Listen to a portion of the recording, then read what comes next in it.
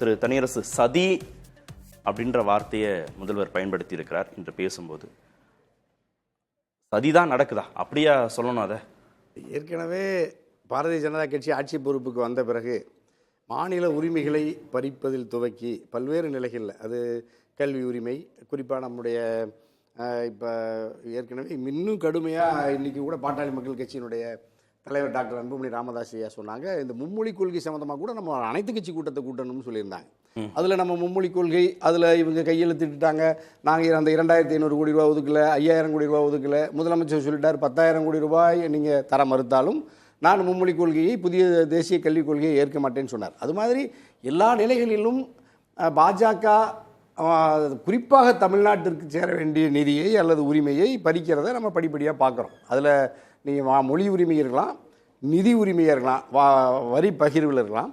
இப்பொழுது தொகுதி, நாடாளுமன்ற தொகுதிகளுக்கான இந்த மக்கள் தொகை கணக்கெடுப்பின்படி மறுசீரமைப்பு செய்தால் தமிழ்நாட்டுக்கு எவ்வளோ ஒரு பாதிப்பு வரப்போகுதுங்கிறது என்பதை முன்கூட்டியே உணர்ந்து இந்தியாவிலேயே முதலாக தமிழ்நாட்டினுடைய முதலமைச்சர், திராவிட முன்னேற்ற கழகத்தினுடைய தலைவர் தளபதி ஸ்டாலின் தான் அந்த கருத்தை முன்வைக்கிறார். கருத்தை முன்வைத்து அதை விவாத பொருளாக்குவதோடு மட்டும் இல்லாமல் தமிழ்நாட்டில் அனைத்து கட்சி கூட்டத்தையும் இன்று கூட்டி அதில் வெற்றிகரமாக 58 இயக்கங்கள், அரசியல் கட்சிகள் ஒன்றுபட்டு ஒருமித்த கருத்தோடு இன்று தீர்மானம் நிறைவேற்றப்பட்டு மத்திய பாஜக ஒன்றிய அரசுக்கு நம்ம கோரிக்கையாக வச்சிருக்கோம். இதில் சதி அப்படின்னு நம்ம எதை சொல்கிறோன்னா, பாஜக எதை செய்கிற பொழுதும் அதை வெளிப்படையாக ஒரு ஒரு ஒரு ஒரு வெளிப்படைத்தன்மை இல்லாத அரசுங்கிறது ஏதோ ஒரு ஃபார்முலா படி தானே செய்ய போறாங்க. மக்கள் தொகை அடிப்படையிலையோ இல்ல திரு அமித்ஷா குறிப்பிட்ட மாதிரி விகிதாச்சார அடிப்படையிலையோ ஒரு ஃபார்முலாக்கு உட்பட்டு தானே செய்ய போறாங்க. ரெண்டாவது, தமிழ்நாட்டுக்கு மட்டும் செய்ய போறது இல்லையா, ஒட்டுமொத்த இந்தியாவுக்குமான தொகுதி மறுசீரமைப்பு தானே. இல்லை, அதுதான். இப்போ நம்ம 1971 மக்கள் தொகை கணக்கெடுப்படி இப்போ நம்ம 543 நாடாளுமன்ற தொகுதி அல்லது உறுப்பினர்களை வைத்திருக்கிறோம். அதில் தமிழ்நாட்டுக்கு 39, பாண்டிச்சேரி 1, 40 இருக்கிறோம். நம்ம பொதுவாக நம்ம தமிழ் சமூகத்துக்குன்னு வச்சுக்கலாம். இந்த 40 இப்பொழுது 2026 மக்கள் தொகை கணக்கெடுப்பு நடத்தினால் இப்போ நம்ம குடும்ப கட்டுப்பாட்டு திட்டத்தை, அரசின் கொள்கையை ஏற்றுக்கொண்டு மக்கள் தொகையை நம்ம கட்டுப்படுத்திய முதன்மையான மாநிலங்களில் முதன்மையானது தமிழ்நாடு. அப்போ தமிழ்நாடு இப்பொழுது எடுக்கிற மக்கள் தொகை கணக்கெடுப்பு படி விகிதாச்சார அடிப்படையில் நாடாளுமன்ற தொகுதிகளுக்கான வரையறையை உறுதி செய்தால் தமிழ்நாடு பாதிக்கப்படும்.